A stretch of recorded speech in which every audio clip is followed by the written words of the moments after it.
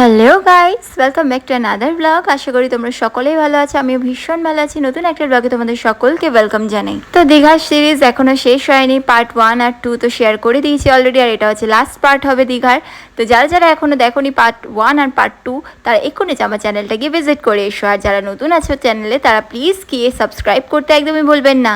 R hit the bell icon for notification, and friends আর ফ্যামিলির সঙ্গে একটু শেয়ার করে দেবেন, যাতে আমি আরও মোটিভেট হই তোমাদের নতুন নতুন ভিডিও দেওয়ার জন্য। তো আমরা লাস্ট ডে যেদিনকার ছিল সেদিনকার আমরা সকাল সকাল উঠে গেছিলাম, কারণ আমাদের মন্দির ঘোরা হয়নি। আগে আপনারা দেখেছেন যে আমরা গেছিলাম, বাট এত ভিড় ছিল তাই জন্য আমাদের মন্দিরটা ঘোরাই হয়ে ওঠেনি।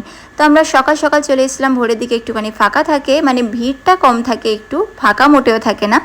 আমাদের আগের দিনই ফেরত যাওয়ার কথা ছিল রাত্রিবেলায়, কিন্তু আমরা জাস্ট মন্দির দেখার জন্য আমরা থেকে গেছি, কারণ জগন্নাথ দেবের দর্শন না করে তো যাওয়া অসম্ভব ব্যাপার। এত দূর এসেছি যখন, পুরীতে তো যাওয়া হয়ে ওঠে না, তাই দীঘায় যখন হচ্ছে এখানটা মিস করা যাবে না। তো যারা এখনো যাওনি তারা তো দেখে নিলেন যে মন্দিরের এন্ট্রান্সটা কেমন, খুবই সুন্দর। আর এখানটা আমরা ঢুকে গেছি। প্রথমে হচ্ছে দেবী লক্ষ্মীর মন্দির ছিল, তারপরে 3টে পার্টে রয়েছে অ্যাকচুয়ালি।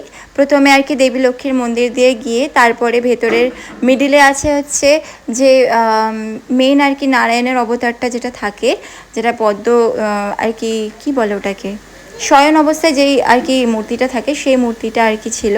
তারপরে গিয়ে হচ্ছে জগন্নাথ দেবের মেন মূর্তিটা আর কি ছিল 3 নম্বর যে মন্দিরটা ছিল ওখানটায়, ঘরটায়, সেখানটায়। তো এখানটা বাবুকে নিয়ে আমি হেঁটে হেঁটে যাচ্ছিলাম। আর জানেন আমরা মানে কতটা এক্সাইটেড ছিলাম যে ভোরবেলা তাড়াতাড়ি আমার ঘুমিয়ে গেছে শুধুমাত্র যাব বলে মন্দিরে। আর আমরা মন্দিরে সবাই যেতে পারিনি আর কি, মানে সবাই যেতে পারিনি বলতে সব আলাদা আলাদা হয়ে গেছি, কারণ আমাদের সকালবেলা বাস ছিল আর বাকিরা সবাই ট্রেনে যাবে।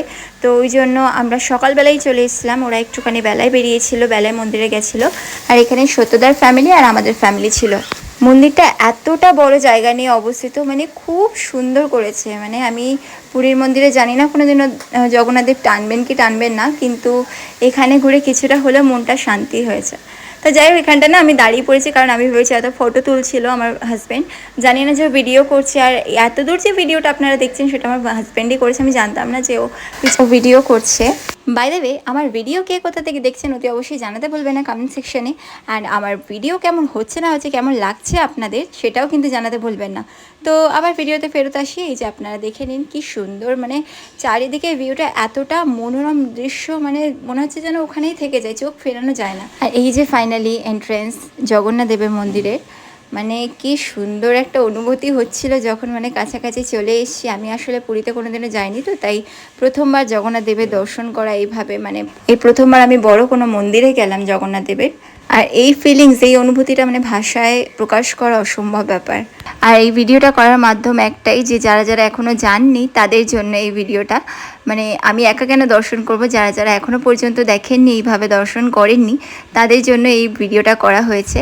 আর এই যে আশেপাশের ভিউটা দেখুন কি সুন্দর লাগছিল, মানে আকাশটাও যেমনি রোদ ঝলমলে। আর জানেন সব থেকে একটা মানে ভালো ব্যাপার, যে আমরা যখন দীঘায় যাওয়ার আগে দেখি পুরোপুরি 4-5 দিন টানা বৃষ্টি ছিল, 65%, 75% এরকম দেখাচ্ছিল। আর সব থেকে তাজ্জব ব্যাপার হলো, যখন আমরা মন্দির ঘুরে মানে রুমে এলাম, রুম থেকে গিয়ে যখন বাস স্ট্যান্ডে দাঁড়ালাম, তখন থেকে যে বৃষ্টি শুরু হয়েছে, মানে হয়তো জগন্নাথ দেবের কৃপা ছাড়া হয়তো অত ভালোভাবে ঘোরা সম্ভব হতো না।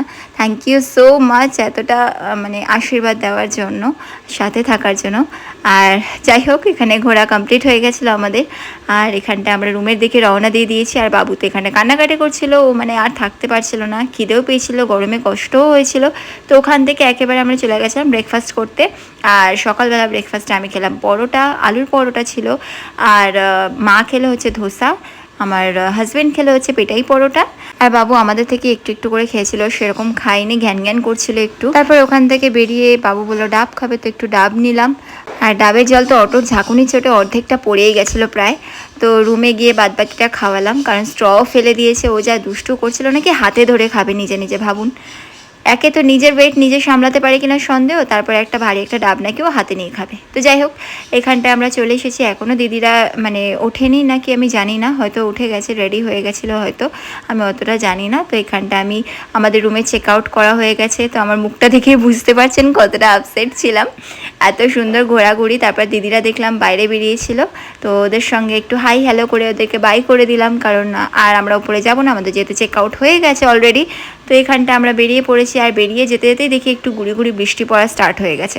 তারপরে যেই না আমরা বাস স্ট্যান্ডে পৌঁছালাম, আর কাকে বৃষ্টি ধরে, মানে মেঘ বাবা মানে বললো যে না, তোদের এবার ঘোরা হয়ে গেছে, এবার তোরা শান্তিতে থাক, আমি এবারে বৃষ্টি ঢালি। তো যাই হোক, এখানটায় দেখুন কতটা একটা শেড ছিল, শেডের মধ্যে কোনোরকমভাবে আমরা দাঁড়িয়েছিলাম। আর এই আমাদের বাস চলে এসেছে অলরেডি। আর এই বাসটা না জাস্ট অসম, মানে আমি ফার্স্ট টাইম আর কি এরকম বাসে দেখলাম আর কি, bathroom, toilet, each and everything আছে, মানে রিজনেবল প্রাইসের মধ্যে। কারণ বড় বড় বাসে তো থাকে, বাট এরকম সরকারি বাস এটা ওই দিনই, মানে আমরাই ফার্স্ট আর কি লঞ্চ হওয়ার পরে আমরা চড়েছি। তারপরে এই বাসে জানেন, মানে যেহেতু এসিতে আর কি অনেকে ঠান্ডা লাগে, কম্বলও প্রোভাইড করা হয়। ইভেন তোমার খাওয়া দাওয়ার মিল থাকে, মানে টুকটাক স্ন্যাক্সও থাকে, চা কফি ইচ অ্যান্ড এভরিথিং থাকে। আর এখানে ওয়াশরুমটা দেখুন কি সুন্দর। আমি তো প্রথম ভাবছিলাম কোথায় ওয়াশরুম, মানে এটা পুরোপুরি না, কাইন্ড অফ ফ্লাইটের ডুপ্লিকেট করার চেষ্টা করেছে এটা। আর এখানে আমি ল্যান্ডস্কেপে ভিডিও করতে ভুলে গেছিলাম, বেশিরভাগ যেহেতু আমি মিনি ব্লগ করি তাই জন্য আমি ওরকমই ক্লিপ নিয়ে নিয়েছিলাম ভুল করে, তো কিছু মনে করবেন না।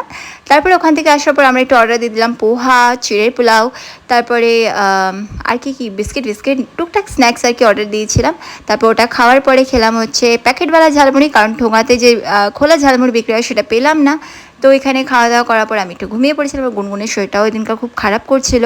আর এখানটায় আমরা চলে এসেছি ধর্মতলায়, নেমে গেছি ফাইনালি। বাট নামার পরে আমার মনে পড়লো যে আমি টুপি নিতে ভুলে গেছি, টুপিটা বাসের বাঙ্কারেই রয়ে গেছে। তো আমি হাজব্যান্ডকে বললাম যে তুমি যাও একটুখানি, যদি বাসটা দাঁড়িয়ে থাকে তো। বাট গিয়ে দেখলো বাসটা নেই, ব্যাড লাক। তো যাই হোক, এবারে দীঘা সিরিজ এখানে এন্ড হচ্ছে। দেখা হচ্ছে নেক্সট ব্লগে, বাই।